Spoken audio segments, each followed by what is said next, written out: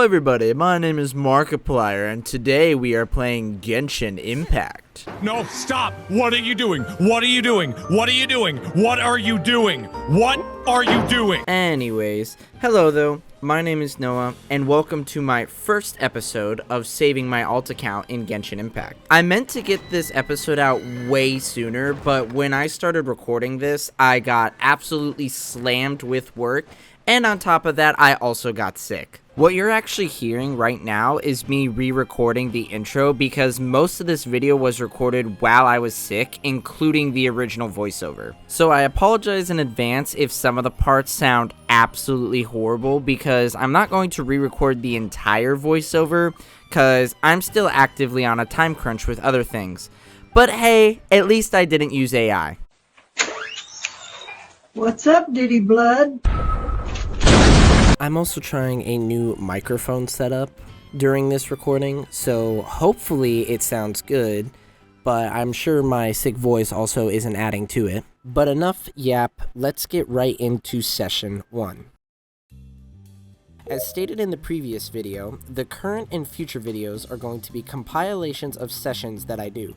Since I'm doing these in my free time as of right now and don't have a planned schedule for this, it makes it easier for me to keep track of my progress and what I'm doing since that is the whole goal of this account and series. So for all of session 1, I did the Operation Stronghold Defense. Events like these are going to be super helpful for this account right now because any event that involves combat is going to be really hard for me to get all the rewards for. They usually have trial characters, which can be enough sometimes, but not all the time. So for events that have gimmicks like this one, which is just Bloons TD, it's super nice because I'll actually be able to get all the rewards for it. And while I played this, I started to ponder what exactly my game plan will be.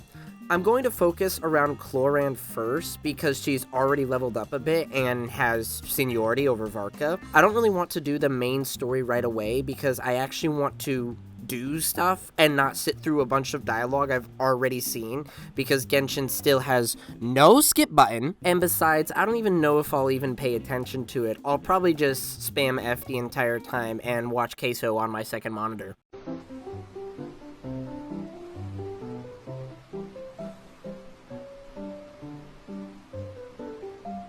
I've been a furry in secret for years, and I want to know what my fursona is. This event took a bit of time to complete, and I also had to leave afterwards, so this session was only about 30 minutes wrapping up session 1.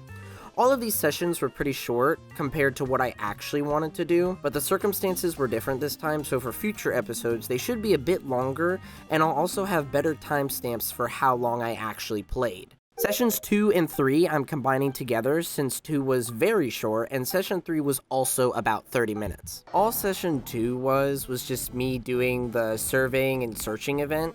Yes, that is how long the gap between session 1 and 2 was.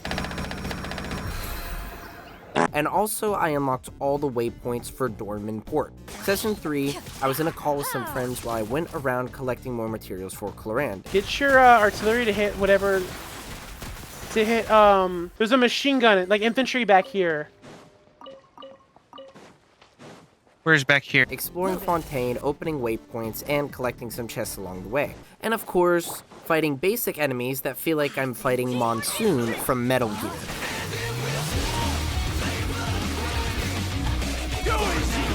And this is where I did some real thinking about team composition and my main goals.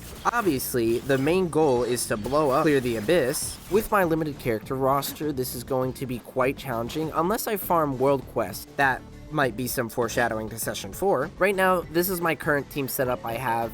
Amber is just there for exploring and lighting up torches, which there is a lot of early game and in leeway. Bennett And Xingqiu are just universally good characters, so I have them on the team because I know I'll be leveling them up as well. But for the time being, all I'm focused on is Clorand. I can't really start farming artifacts until level 45, and I am currently 41. But at least I can level her up to 80 and get more materials for her talents, even though at this level I'm getting 1-drops from enemies. My goal is a Clorand Aggravate team currently, and probably a Varka Pyro team.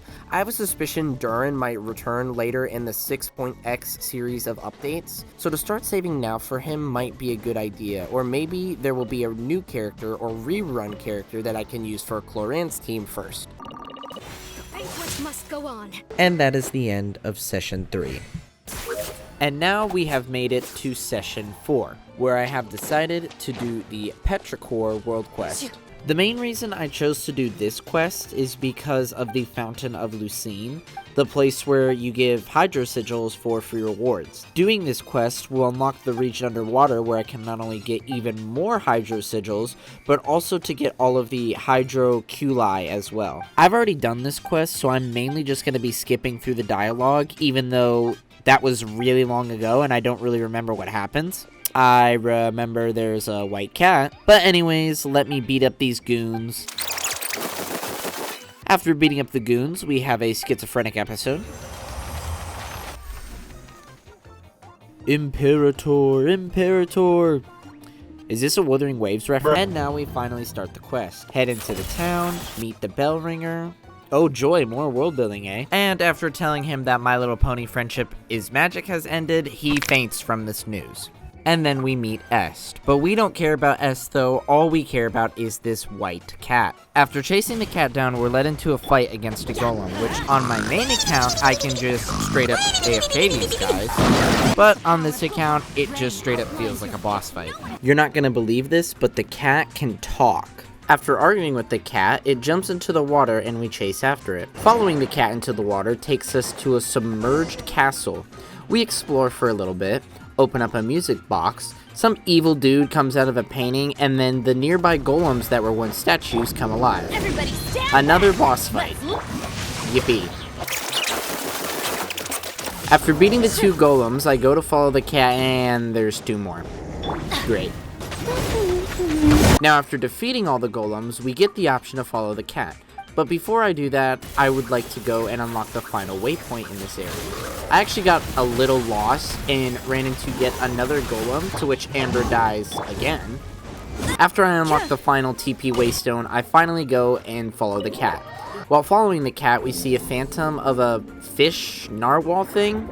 They call it a fish, not me. The phantom leads us to an actual fish which has been chained up. The cat then tells us that this is his homeboy and to free him he did nothing wrong. But first, I of course go and unlock all the waypoints. The first chain requires you to use the special mechanic here to freeze these octopuses in place with the flowers. After I do that, we get yet another unskippable cutscene. The second chain is quite simple. Remember those goons from earlier? Now they're stone golems. The goons from before were just LARPing as these guys. After talking with them, we undo the second chain. I wonder what we have to do for the third chain.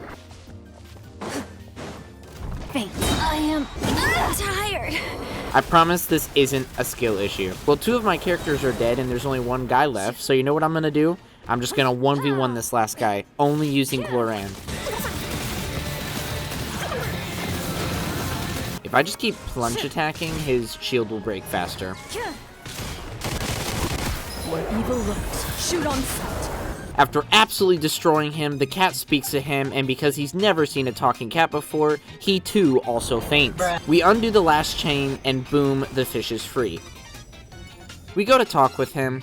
The fish and the cat start reminiscing about old times and about how they both miss Need for Speed Underground 2. The fish then blasts open this seal and we enter this current going deeper into the area. Which, by the way, I'm sorry I understand this is a game, but as we're following the current, using the fish, we have some quick time events where we blast the terrain in our way.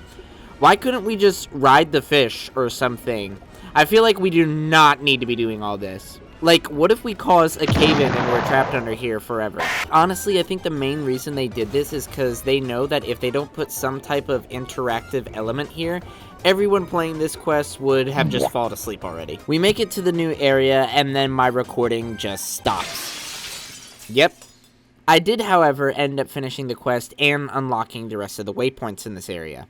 A bit of an anticlimactic finish, I know, but this entire video was just a mess, so it's kind of fitting. Thank you so much for watching. I hope you enjoyed it, and I also hope that the next video won't take me 4 weeks to record and edit.